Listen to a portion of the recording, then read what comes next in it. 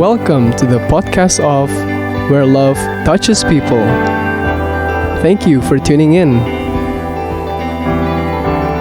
In this Let's Talk About segment, we dig deeper into everyday issues and the impact on our spiritual life.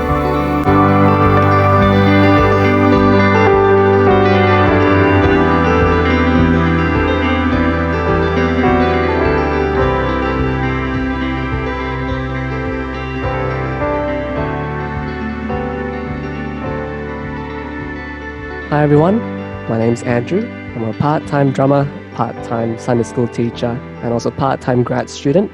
And I'll be your host for today for another eye-opening segment to talk about worship. And joining us today is our beloved Pastor Denni Arli, who I believe we all dearly miss. Thank you so much for your time to meet with us today for this episode of the podcast. Pleasure. It's really, I think for me, this is my first time having a proper conversation with you. It feels like, so maybe we can start off with a bit of an introduction. So I guess for most of the listeners, we know that Denni is our pastor at Rock Brisbane. At the moment, he's over at the US due to his work commitments. But can you tell us a bit more about yourself and what you do at the moment? Yep. So a little bit about myself. I used to be the teaching senior lecturer at Griffith University, and now last year I'm moving to University of Minnesota. So I'm now one of the professor here at the University of Minnesota in Duluth. So I'm teaching marketing. So in the last year, so now all the classes moving online. So I'm hoping to be back to Australia next year, hopefully. Okay, all right. Well, we're looking forward to seeing you back here again. How has the teaching been? Because it's been online, right? So are you working mainly from home or? Correct. So now in the US, all classes, all university are online. They try to have a face-to-face, but unfortunately, once I think a couple of university they try to get back face-to-face, and then the COVID break out because, student, it's difficult to ask them to social distancing. They always get together, they always party. So we all go online. I think most classes online. They are planning to have the class face-to-face next year, but we're still not sure because the case in the US, it's pretty severe in terms of COVID-19. Mm-hmm. And I guess in the past year, 2020 has been quite a difficult year for the US, hasn't it? I guess with the recent fires as well in California. Absolutely. And also, I guess the election is also coming up. That's going to be quite exciting. Yeah, so I think US now is in quite a challenging time because they have the health issue, they have the racial issue, they have the now economic issue. Now we have this climate issue. So all happening all at once in 2020. So it's pretty tough for people here. But hopefully they'll get hopefully next year I think they'll get better. Yeah. Yeah. Well, instead of talking about the depressing things about this year, what are some of the things that you're grateful for this year? Yeah, there's a lot that I am grateful for because I am still spending time with family. Used to be Lillian is my wife, for the few listening. So we used to be very busy with our work activities. So we don't get time together with Isaac as well. But now we are kind of forced in a good way spending time together. So we're enjoying so much time watching, eating, cooking, traveling together. Not so much traveling, but outside, but enjoying time together. So that's, and again, I'm very grateful for the health, for the job, for the relationship that I can maintain with a lot of my families in Indonesia. I can still maintain. Now I'm very grateful that I can still maintain relationship with the church in Brisbane. Otherwise it's hard, but now everything is online. I can still feel like I'm still in Brisbane, just seeing you guys. So that's a lot of positive things happening during COVID-19. So not all Oh yeah, too many. definitely. I think we're really grateful that we can also continue to have this relationship with you as well. Yeah, Um, Knowing that most things are happening online these days, even our conversation right now, we're having it online. yeah, Churches are also moving towards mainly an online-based service. But yeah, I have heard some people mentioning that there has been a growing level of fatigue in yeah. terms of having their services online because you can't really meet your other friends at church, and it does get quite lonely as well to attend services on your own. Yeah. How's that going for you? Yeah, it's the same thing. In the US, most churches are online. Now, slowly, they are opening back, but a lot of people still reluctant.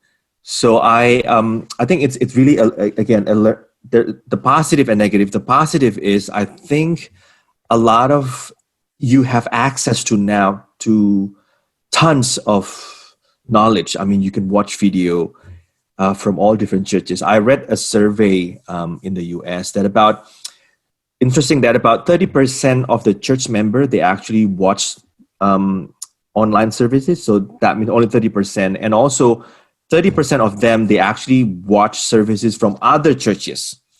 So it means that if you're a member of a church, you're not only watching your own church online service, but you're actually watching other churches as well that you are probably unable to join before.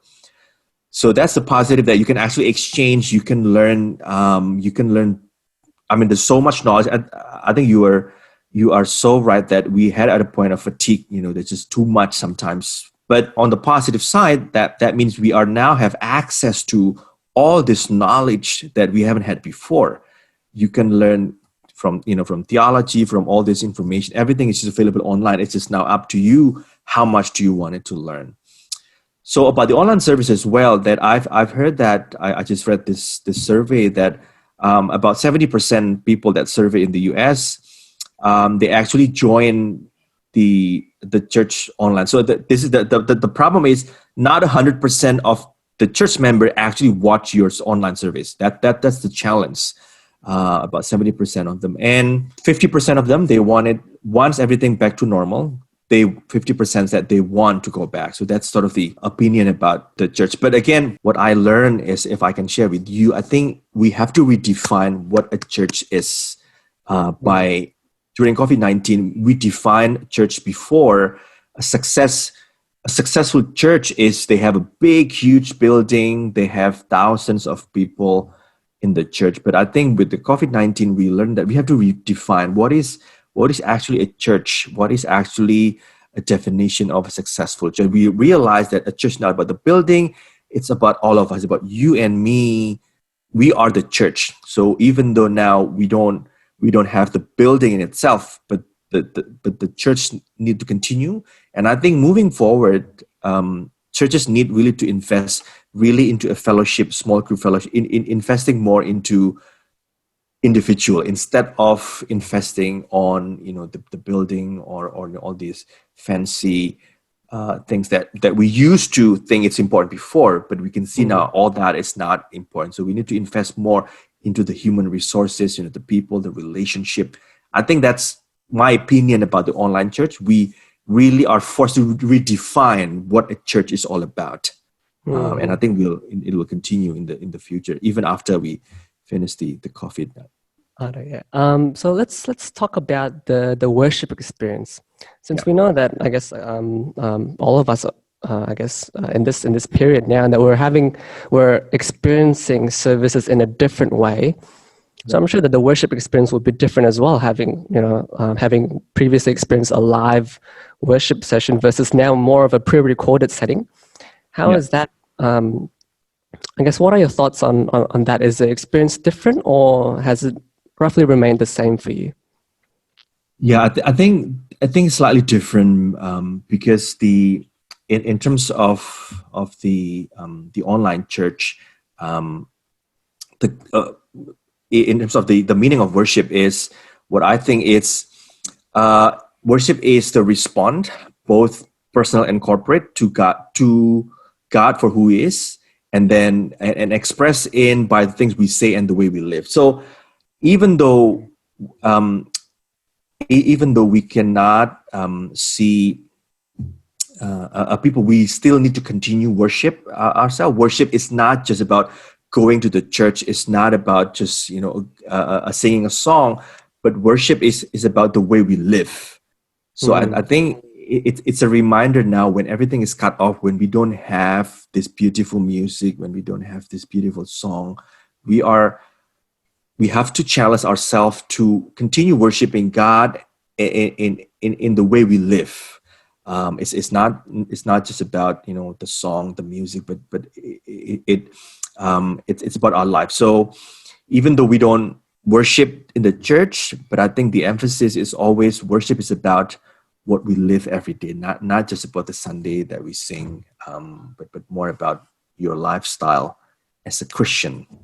I think that's the overall my overall opinion. And again, without now coming to church every Sunday, I think what we need is really, we have to take our everyday life, our ordinary life. You're sleeping, you're eating, you're going to work, walking around life, and place it before God as a worship. God, this is my worship, and the Sunday becomes a reminder. If you watch, I watch Rock Brisbane worship, that becomes a reminder, a corporate reminder of what God has done in our life, and then we sing it together, we declare the goodness of God. But what is more important is, and again, the Sunday and the Monday to Saturday is one package. We cannot separate just the Sunday or the Monday, but it's the whole week. Our life is a worship to God.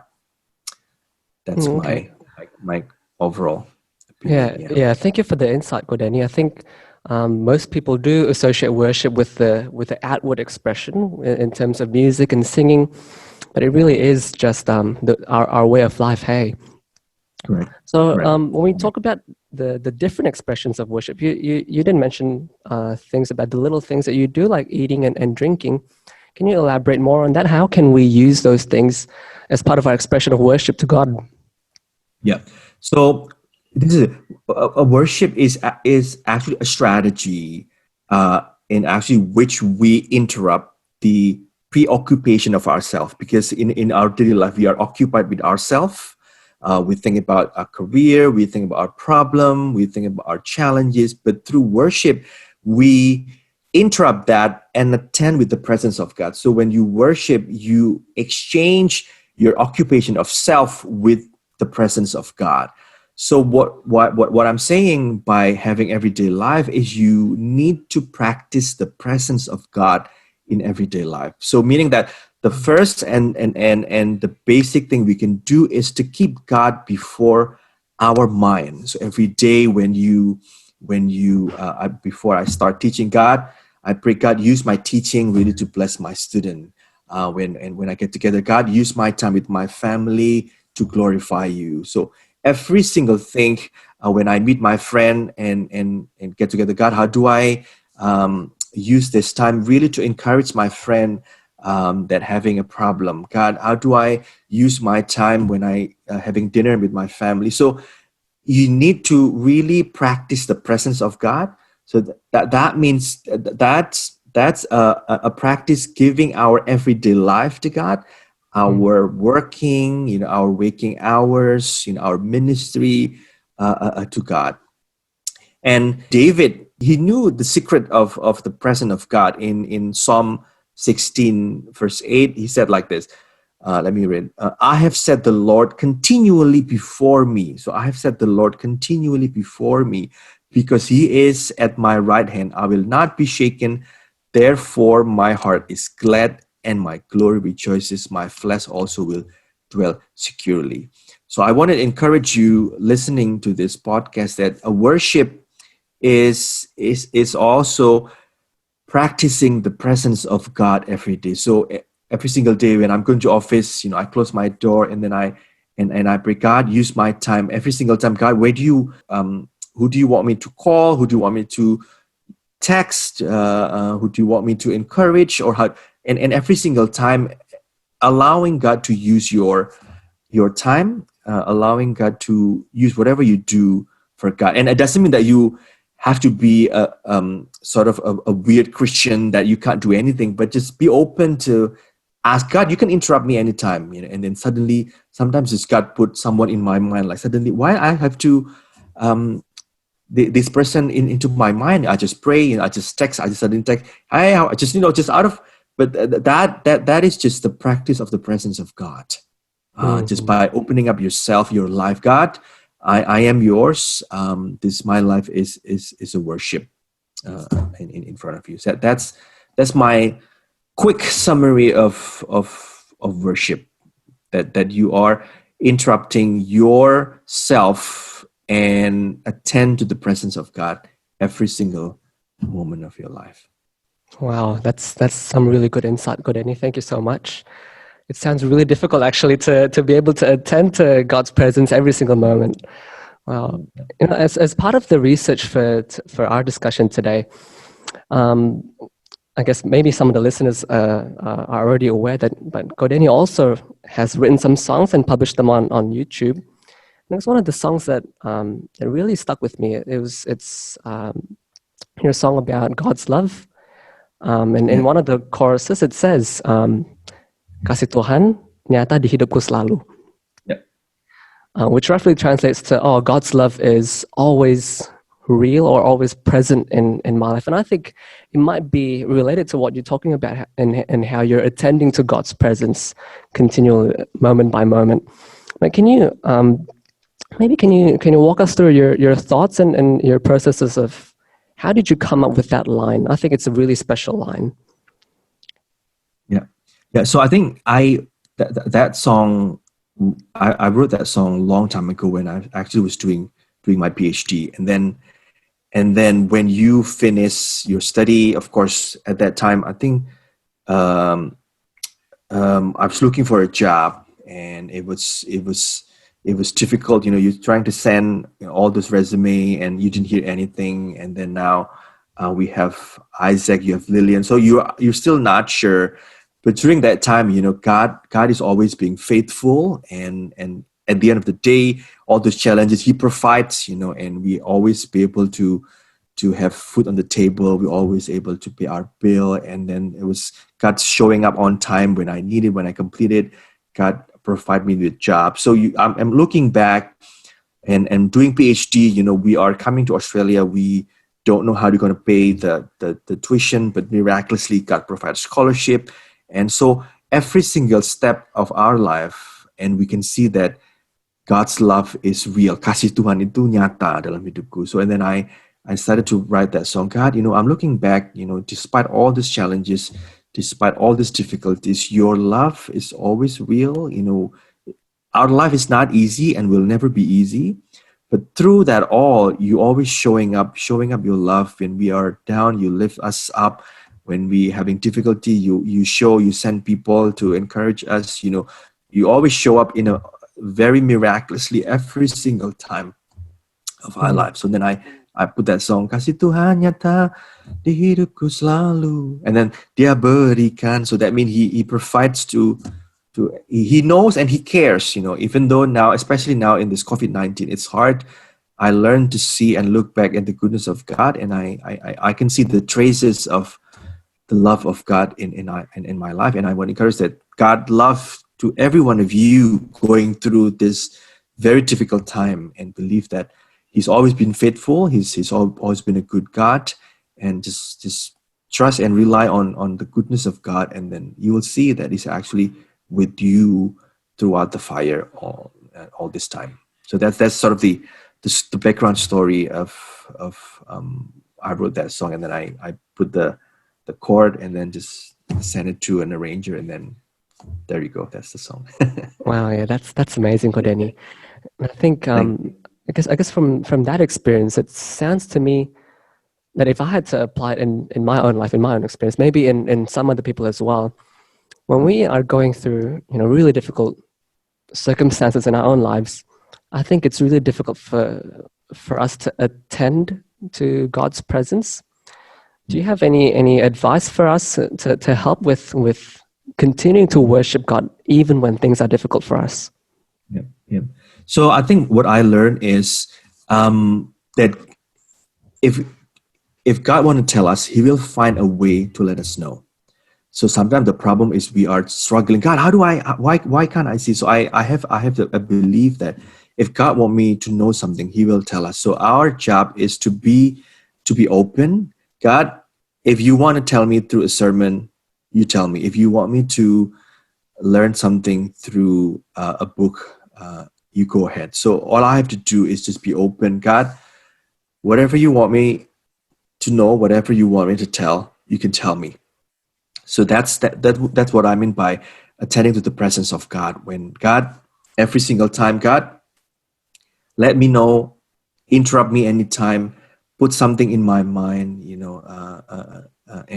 and what we have to do is to practice. For example, when you have a thought, for example, suddenly you remember about your mom, so you never thought, and suddenly your mom, and then what I'm doing is, maybe I should try just say hello to my mom. Maybe something might happen, and then I just practice every single time, and then suddenly uh, I was thinking about, I remember about this friend that I've never think about before, and then I start. So that's where what I mean by practice of God. And then suddenly, hey Danny, why don't you give that? And then suddenly there's something in your heart. Why don't you just give this money to this person? Like suddenly out of like, and then the practice meaning that you take action based on that.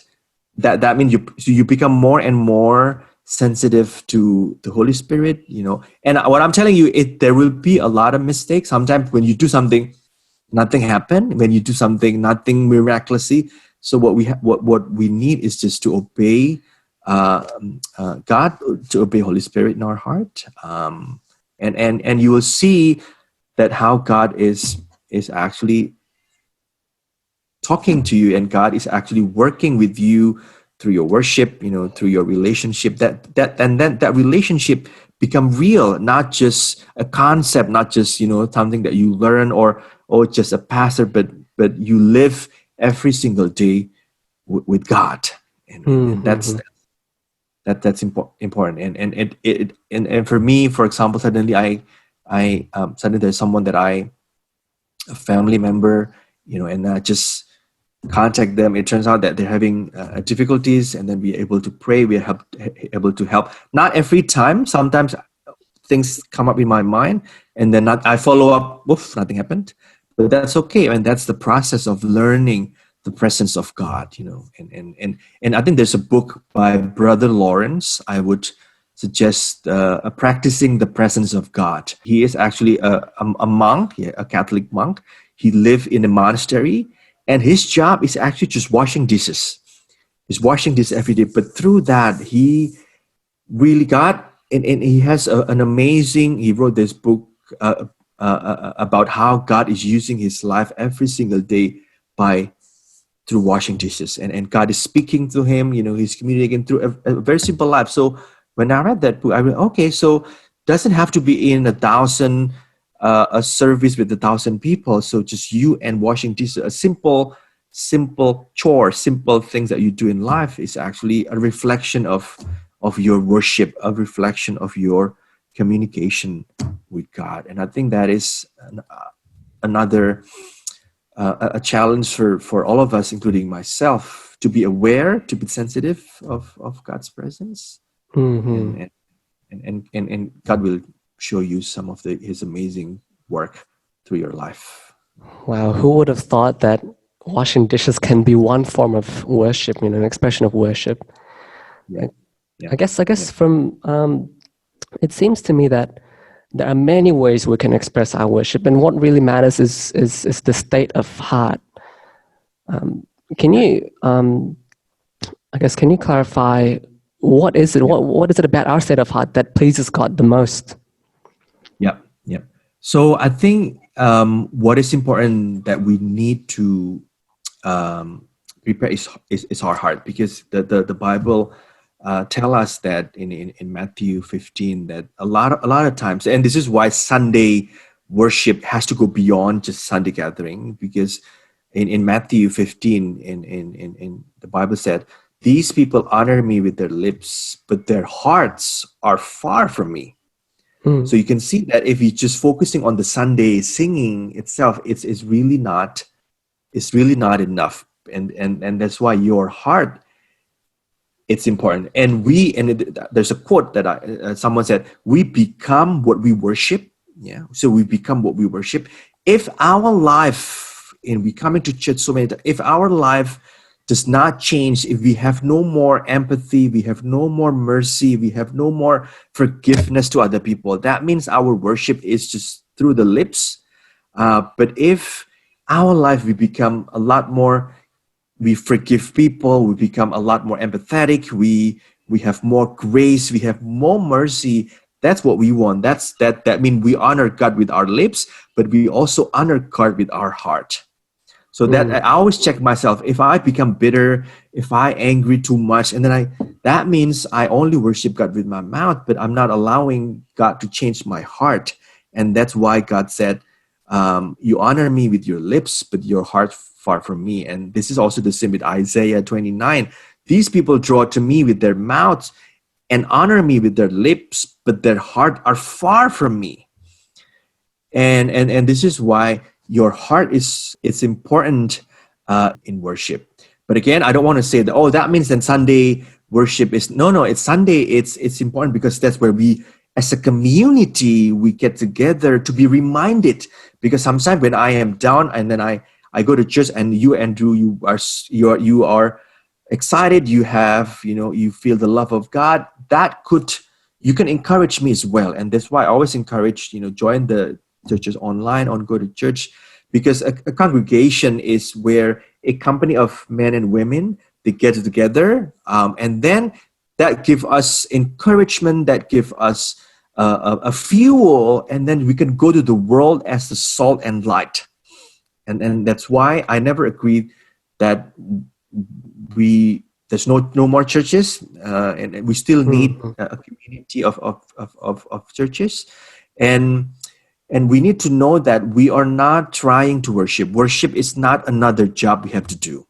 So again, it's not just another job that we have to do. It has to come as a living water that spring from our heart. So this is why our job is to turn our mind, to focus our heart toward God, and really attend to His love, His grace into our soul. And so if I conclude that, so His heart is important, because your heart has to change. And I use that to reflect myself. If I'm jealous, if I'm bitter, that means my worship does not change me. That means I only worship God with my lips. But so your worship has to be translated with your life. You have to be a lot more forgiveful. A lot more grace, a lot more mercy, a lot more compassion to other people. The fruit of the Spirit, a lot more joyful. Again, if in the COVID-19 and I so sad, there's no joy, that means that worship has not changed my life, has not changed my heart. And that's why heart is important. And then the Sunday is, as a community, we get together to be encouraged, to be reminded, to declare the goodness of God, so that we have all this fuel, we are being equipped so that we can go to the world as a salt and light. And that's the whole cycle of the importance of worship in our life. Mm-hmm. Yeah.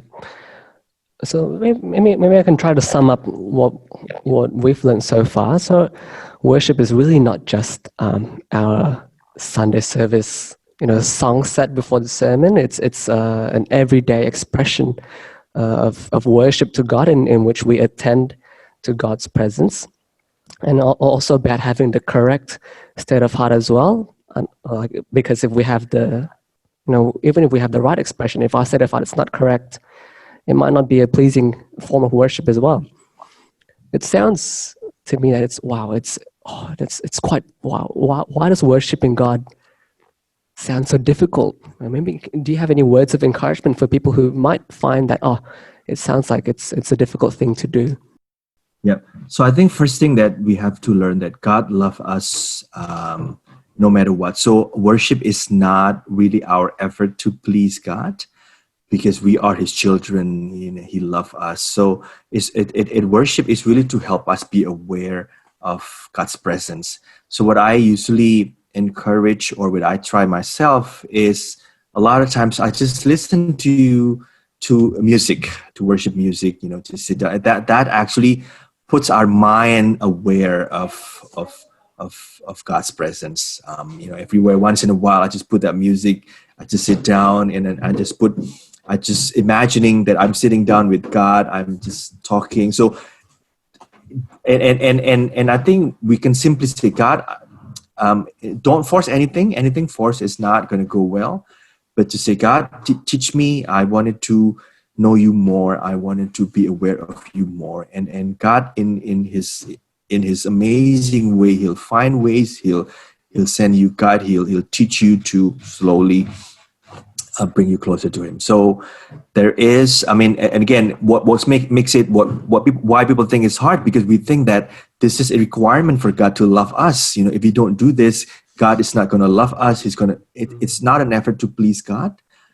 It's more about ourselves, be aware, ourselves to fully embrace God's love in our life. So it's not an effort to make God happy, or because God is sitting on the throne, we have to be afraid, then we have to worship. That what makes it, a lot of people, it's so difficult, it's so hard. But think about your children and your dad. Sanaya just come to me, just embrace me, just be as who she is, and I love and I adore him. And that's what God wants. Just be who you are. If this is, and if this is what you can offer, God, this is who I am. I'm learning. Teach me, and God will love you. And I think His love will always guide you. And all you have to do is just be open to God's love and God's guidance, and just let it flow. And I think what I wanted to read from John 4:14, and it should be one aspect of the gift of a living water that spring from our life, and let it be natural. Let it be who we are, and that's what God wants in terms of worship. Wow, thank you so much, Denni. Any other final messages for the listeners? Last message, in this difficult time, and especially this COVID-19, just use worship as a tool to remind ourselves about the goodness of God, to remind ourselves that He will never abandon us. Use that worship, God. And I like the song. I think you guys sing it about the song from Bethel Music. All my life you have been faithful. Mm-hmm. And then all my life you have been so.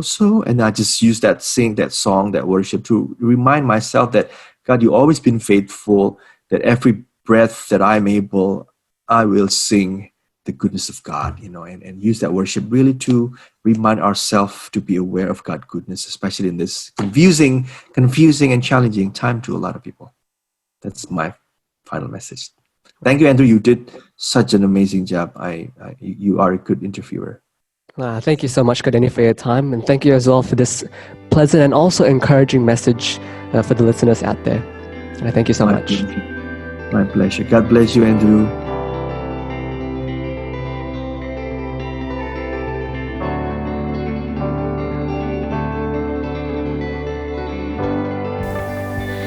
Thank you for listening.